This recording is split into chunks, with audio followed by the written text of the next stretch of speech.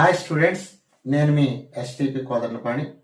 ఈరోజు senior intermediate Sanskrit విద్యార్థులకి question number 16లో అంటే 16వ ప్రశ్నలో వాక్య నిర్మాణం అనేటటువంటి ఒక టాపిక్ ఉంది. ఆ టాపిక్లో 3వ అభ్యాస పట్టికి సంబంధించినటువంటి వాక్యాలు ఎలా నిర్మించాలో మీకు నేర్పిస్తాను. ఇందులో ముఖ్యంగా విద్యార్థులు తెలుసుకోవాల్సింది ఏమిటి అంటే, వీటి అర్థాలు కనుక తెలుసుకున్నట్టయితే చాలా తేలికగా వాక్య నిర్మాణం చేయొచ్చు. ముందుగా అర్థాలు తెలుసుకుందాం. గణేశ, కృష్ణ, త్వం, రామ, అహం. వీటి అర్థాలు చూస్తే గణేశ అంటే గణేష్, కృష్ణ అంటే కృష్ణుడు, త్వం అంటే నీవు, రామ అంటే రాముడు, అహం అంటే నేను. తర్వాత సత్యం అంటే సత్యమును, ఫలం అంటే పండును, గ్రామం అంటే గ్రామమునకు, కథ అంటే ఎప్పుడు, పాఠం అంటే పాఠమును. తర్వాత ఇక్కడ క్రియాపదాలు చూద్దాం. కాదిష్యతి అంటే తినగలడు లేదా తింటాడు. కరిష్యతి అంటే చేయగలడు లేదా చేస్తాడు. పఠిష్యామి అంటే చదవగలను లేదా చదువుతాను.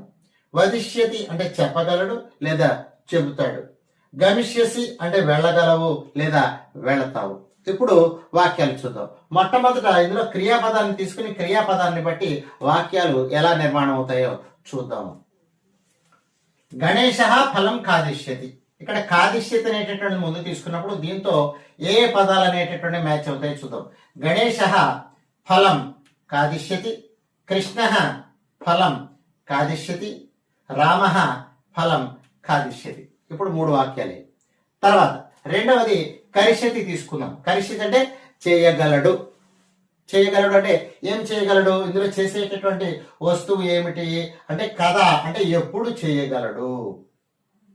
చూడండి, గణేశ కథ కరిష్యతి, కృష్ణ కథ కరిష్యతి, రామ కథ కరిష్యతి. దీంతో 3 వాక్యాలు పూర్తవుతాయి.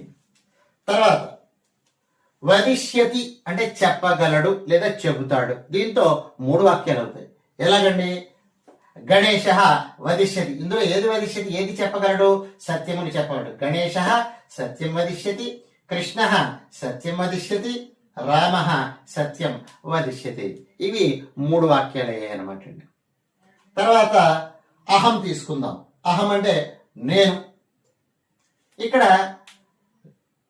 పఠిష్యామి అనేటటువంటి పదం ఉంది. అహం పఠిష్యామి, నేను చదవగలను. ఏది చదవగలను? ఇందులో పాఠం. అహం పాఠం పఠిష్యామి. దీంతో ఒక వాక్యం వచ్చిందండి. ఇంకా ఆఖరికి మిగిలింది ఏమిటి అంటే గమిష్యసి అంటే వెళ్ళగలవు. అంటే ఎవరు వెళ్ళగలరు అంటే నీవు వెళ్ళగలవు. దాన్ని వాక్యాన్ని ఎలా చెప్పాలి అంటే ఇక్కడ త్వం గమిష్యసి నీవు వెళ్ళగలవు అంటే కదా గమిష్యసి ఎప్పుడు వెళ్ళగలవు. ఎప్పుడు వెళ్ళగలవు అంటే ఎక్కడికి? గ్రామమునకు.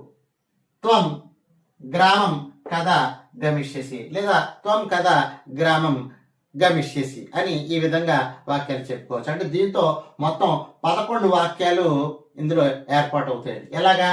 గణేశ ఫలం కాదిష్యతి, కృష్ణ ఫలం కాదిష్యతి, రామ ఫలం కాదిష్యతి. దీంతో 3 వాక్యాలు రాసుకోవచ్చు. తర్వాత కరిష్యతి. గణేశ కథా కరిష్యతి, కృష్ణ కథా కరిష్యతి, రామ కథ కరిష్యతి. దీంతో 3 వాక్యాలు వచ్చాయి.